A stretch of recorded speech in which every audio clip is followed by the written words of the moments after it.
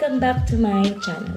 So yun nga, last video natin, diniscuss natin kung ano bang action research at ano ba yung mga different parts of it. Okay? So today we're going to talk about basic research naman. At kagaya ng sinabi ko, we're also going to discuss the different parts of basic research. So, bago yun, kindly click subscribe before we continue our video. So, ano bang ibig sabihin ng basic research?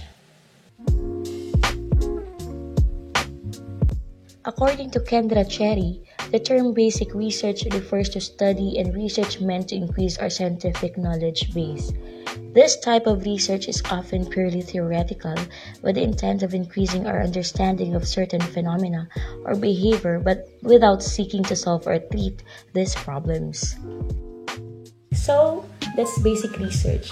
Kadalasan ng basic research ay nakafocus lang sa mga factors or issues ng isang school. Ibig sabihin, hindi nito ganap na sinusuri kung gaano ba ka-effective ang isang strategy para sa pagsosolve ng isang issue or problem.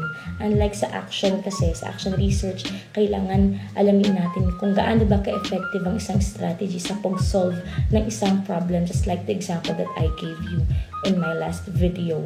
Doon nilagay ko reading comprehension. So ano ba yung mga strategies na pwedeng apply natin doon kung effective ba. But in this manner, ang basic research, nakafocus lang ito sa factors o kaya naman yung mga salik kung bakit ba o ano ba yung mga dahilan kung bakit nagkakaroon ng mga ganitong issues and problems sa loob ng klase.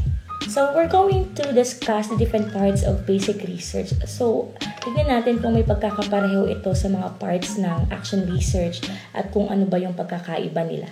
Okay?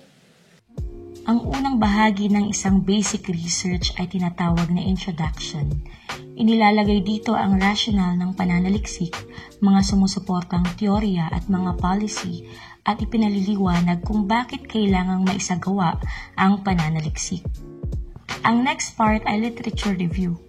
Inilalahad sa bahaging ito ang mga issue ng pag-aaral, mga kinalabasan ng mga naunang pananaliksik, mga suliraning natukoy, mga recommendations, at mga katanungang binigyang pansin. Dito rin makikita ang focus ng iyong pananaliksik, kritikal na pagtingin sa mga idea na binabanggit ng mga kaugnay na pag-aaral, kalakasan at kahinaan ng mga perspective sa pananaliksik. Ang third part ay research questions.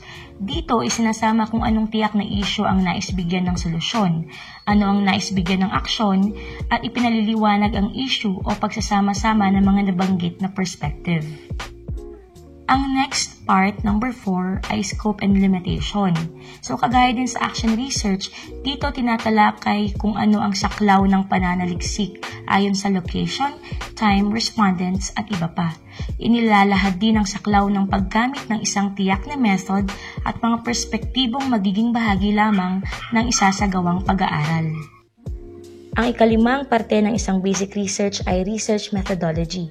Kagaya ng action research, nilalaman nito ang mga detalye kung papaano isasagawa ang pananaliksik. Laman din ito ang sampling, data collection, ethical issues, at plan for data analysis. Ang ika-6 na parte ay timetable.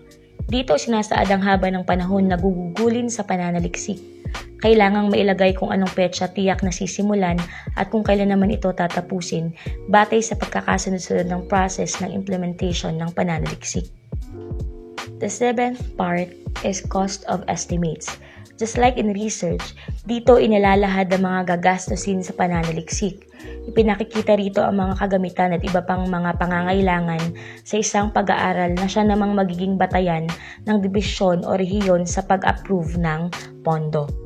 Ang ikawalong parte ng basic research ay plans for dissemination or advocacy. Ipinakikita sa bahaging ito kung papaano magagamit ang magiging resulta ng pananaliksik na isinagawa at kung papaano ito maipalalaganap batay sa resulta ng research.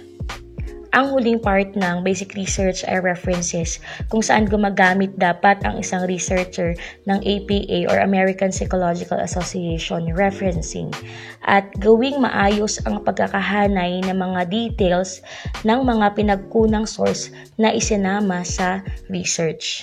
So yun nga mga kapatid, we're done discussing the different parts of basic research. Tapos na tayo sa action, tapos na rin tayo sa basic research. Sa next video natin, syempre magbibigay naman ako ng mga examples. So sample action research titles and basic research titles.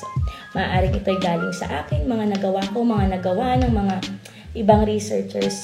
Okay, so abangan niyo yan. At kung gusto niyo pang matuto about research, kindly subscribe to my channel at lagi niyong papanoorin ang mga videos na to. Bye-bye!